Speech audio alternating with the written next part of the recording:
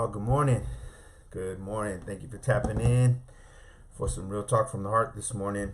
We are reading through the Bible, God's Word, the Holy Scriptures, twice per year, 7 chapters per day. It's about an average of an hour of reading per day, right? Depending upon the length of the chapters, depending on how much, right, you stop to journal. I encourage that you read the Bible prayerfully every day and let God speak to you personally. And on that topic, that is what we're going to be talking about in our real talk this morning. In 1 Samuel chapters 24 through 30, our 7 chapters this morning. But in 1 Samuel 24, verses 4 and 5, there's an issue where David's men tell David that God is telling David to do something. Now I want to read this and then I want to just get into our real talk. It says, "Then the men of David said to him, 'This is the day of which the Lord said to you, Behold, I will deliver your enemy into your hand, that you may do to him as it seems good to you.' And David arose and secretly cut off a corner of Saul's robe. Now it happened afterward that David's heart troubled him because he had cut Saul's robe." New Living Translation reads it this way: "Now's your opportunity. David's men whispered to him, 'Today the Lord is telling you, I will certainly put your enemy into your power to do it as you wish.' So David crept forward and cut off a piece of the hem of Saul's robe. But then David's conscience began bothering him because he had cut Saul's robe."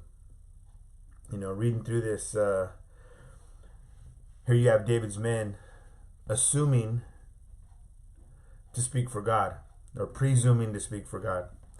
And this would not be the last time in David's life that someone close to David told him to go ahead and do something that God wasn't telling him to do.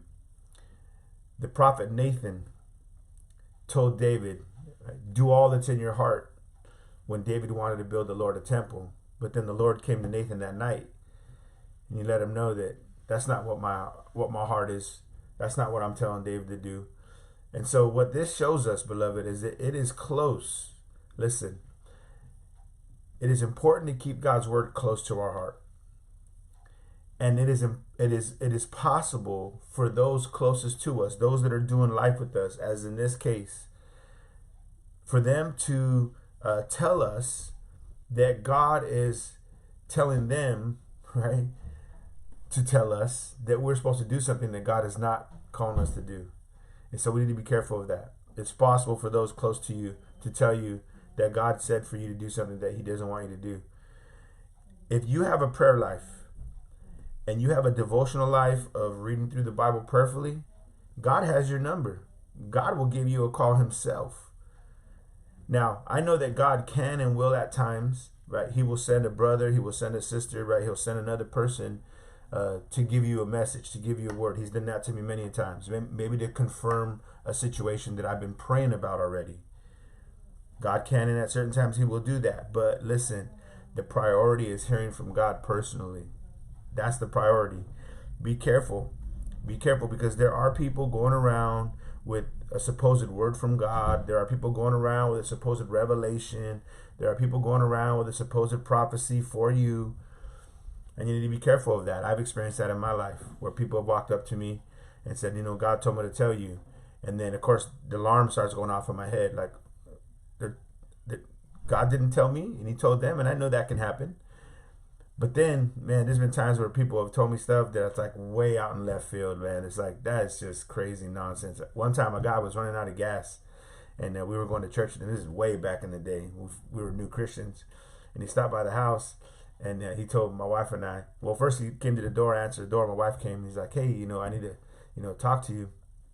He's like, the Lord, I'm running out of gas on the road, and the Lord said I could stop by and get some gas money. I'm like, okay, I'm cool with that, I can give him some gas money. But then he went on to say, "The Lord told me to tell you guys that, and you guys are going to be getting a divorce, so watch out." Like, man, what kind of prophet lying is that, man? This dumb. I wanted to get my $5 back. But there are people running around like that, with supposed words from God, with supposed revelations from God, with supposed prophecy from God. Man, my wife and I have been together 30 years, been married 28 years. And man, that's just nonsense. But what I want to tell you is, man, be careful of that. Because listen, there are hustlers out there Maybe you've been in church services like this. There are hustlers out there who will get up and say, God told me that there are this many people here tonight that can give, $1,000 or $100 or whatever. And God told me to tell you that, you're to be obedient and you're to come up and give. Man, that's all lies and hustles, man. That's prophesying. Again, I'm telling you this morning, be careful of those who say that they got a word for you or God told me to tell you. Now, there's another thing that goes on in church that's very common. And I'll just speak on this real quickly, and I'm sure I may probably upset somebody in watching this video. But again, this is real talk from the heart. I don't sugarcoat nothing, man. I just lay it out there just as I see it and as what comes to me in my devotion. But even well-meaning preachers, man, there are well-meaning preachers who will say things like, God showed me someone that has a headache here tonight. Or God showed me someone here, that has some other ailment here tonight. And I've been in many services like that. And of course, the odds of somebody having a headache are pretty good. So, I mean, that's, not really a real prophetic word, because that's, not hard to do. But I'm not saying that God can't or won't do that. I'm not saying that he can't. I'm not saying that God can't put a word of knowledge, right? Because that's what the gift's called. It's called the word of knowledge. I'm not saying that God can't put a word of knowledge into a pastor's ear, right, by the Spirit and say, hey, there's someone here that has, this injury or whatever like that, and they want to pray for them. I totally get that. Totally get that. My point is this morning is that there are two things. Number one, we don't see that example in the scriptures. If you study the book of Acts, if you study all the letters to the churches, you never see an instance where Paul stopped everything and said, wait, there's someone here, right, that's got a leg shorter than the other. There's someone here that has, this going on. That. You never see it. You never see it. That's the first thing. The second thing is you never see it taught by Christ or the apostles. Christ did not say, hey, right, you're going to go somewhere and you're going to be able to say, hey, there's someone here that's got, a bent arm or, whatever, You don't see Christ teaching it, and nor do you see the apostles teaching it. And so here's what you need to remember. That church experiences, are not proof of truth. There's only one proof of truth, beloved. This is the proof of truth. This is the guidelines. Because listen, I tell you what, we're on a slippery slope. If we start saying that experiences validate truth, then this person can have an experience and that person can have an experience. And we've got to say, hey, it's truth, right? Experiences do not validate truth. God's word validates truth. And we got to keep that in mind. Again, I'm not saying that God can't work that way. I'm not saying that he won't work that way. But I'm just saying, we've got to make sure that we're doing things according to scriptures, because there are a lot of people running around saying, God told me this, God told me that. And listen, it's the word that's fact. It's the word that's fact. Test the spirits by the scriptures. Test the spirit by the scriptures to see if they are of God. And if it doesn't line up with the scriptures, God didn't tell them anything. If it doesn't line up, if it doesn't, right, if it's not lining up with the context of God's word and what God taught and what he told us to do, if it doesn't line up with that, God didn't tell him anything, y'all. Don't forget, the Lord loves you and I love you too. Get your word firsthand. This should be coming firsthand to you.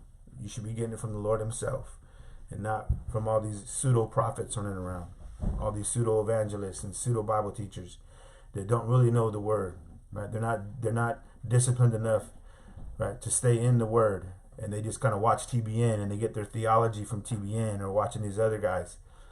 Man, you go to Jesus for your theology. The Lord loves you. I love you too, man. Praying for you. Hope you're praying for me as well.